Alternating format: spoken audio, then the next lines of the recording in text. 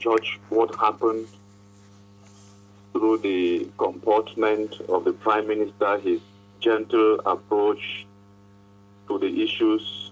We should note that the Prime Minister was an ambassador for 25 years, and so in that position he carved a way of speaking that does not necessarily exhibit a show of seriousness to solving the issues. Let us note that the Prime Minister is the Prime Minister and head of government, and that the Ministers of Education, particularly the Minister of Higher Education, who has caused all these problems, is under him. The Minister of Communication, who chaired the press conference 2 days ago, is under him. And that there is no way that the Prime Minister would have been taking off for Bamenda to come and talk with us without knowing that his ministers were going to grant a press conference and without knowing and approving of the content of the press conference. The Ministers of Education have made it abundantly clear that we have no problem, that the issues that we are raising are no issues, that they don't even exist at all. I spoke to Mr. Famon Dongo last night, and to him, we are whipping up sentiments against Francophones who have become Anglophones. That is not true. We are saying that the Francophones that they are training and sending to teach Anglophone children are Cameroonians who have studied in the French subsystem of education. We are saying that these people cannot and do not express themselves well in the English language, that they don't master the subject because we have fundamental differences in approach and content of what we teach in the two subsystems. Let me bring it to the notice of our people once again, that in the French subsystem, they do not do history as a subject and geography as a subject as we do. These two subjects are combined into what they call Histoire Géo. And that in their examinations, each for 1 year and the other, children may answer a question in history and the next year a question in geography for the two subjects. So it's not the same concept. Let it be known that the reason for which we are rejecting these Francophones from teaching Anglophone children is because the Francophones who have studied in the French subsystem of education do not have enough, the same level of mastery of subjects like biology, chemistry, and physics, which are the core subjects that bring about development and national advancement. Francophones only start doing these three subjects in the high school.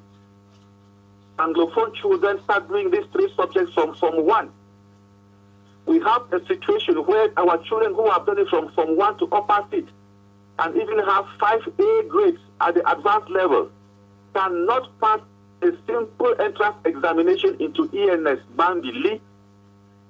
But the Francophones who have done it only for 3 years have become, they are super intelligent. We are saying that it is a lie. We are saying here that the Francophone is not a child from the West region. It's not somebody from Yaoundé, whose parents are from Yaoundé. In the education milieu, we consider a Francophone to be somebody who has studied in the French subsystem of education. So that if my brother from Bengui studied in the French subsystem of education, that my brother cannot be allowed to teach Anglophone children because he does not have a good command of the English language and will not master the subject matter. If a Francophone history student teaches Anglophone children, that the 11th of February is the date which French Cameroon annexed Anglophone Cameroon, then you see that we have fundamental issues. It means that we are thinking that we united with this with French Cameroon, while French Francophone Cameroons were taught that they annex us. That is not true. So we want to draw the attention of our Anglophone community that the dialogue that we had yesterday was a fact. The Prime Minister did not bring solutions, but we expect that if a Prime Minister displaces himself, He was coming to give us the solutions. We were to be dialoguing with those ministers, but when the Prime Minister is coming, having had these problems on his table for years upon years upon years, he was now coming to give us solutions, seeing that we had gone on strike, students have missed classes, and that in the course of it, even people have died on the streets, police have killed people. He was coming to bring problems, that this is what the government has done, but he was only coming to tell us to suspend the strike, and he's not telling what government has done to solve the problems, while his ministers are saying that there is no problem at all. And for this reason, the strike is going to go on. Those who have died could not have spilled their blood in vain. So we have heard that there are people provoking children to take to the streets on Monday. The unions have said that the children should stay home. If parents love their children, they should keep their children home. There are people in this city who are provoking the situation to suck human blood. We don't have blood to waste. The children should stay home. If parents want to take to the street, then they should go to the GO and inform the GO that they want to protest. Parents should take their responsibility and give their children proper education. They should not send their children to the streets. The unions have not asked for that. Anglophone parents should rise up and take their responsibility.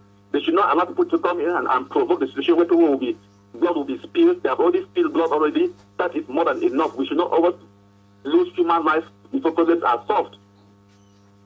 Yesterday, while we were sitting at the meeting, all manner of threats were coming. You know what Minister Atanganji Paul said the other day? That one is a state brigand, a threat, threatening the trade unionists with death. Who is he? Who does he represent?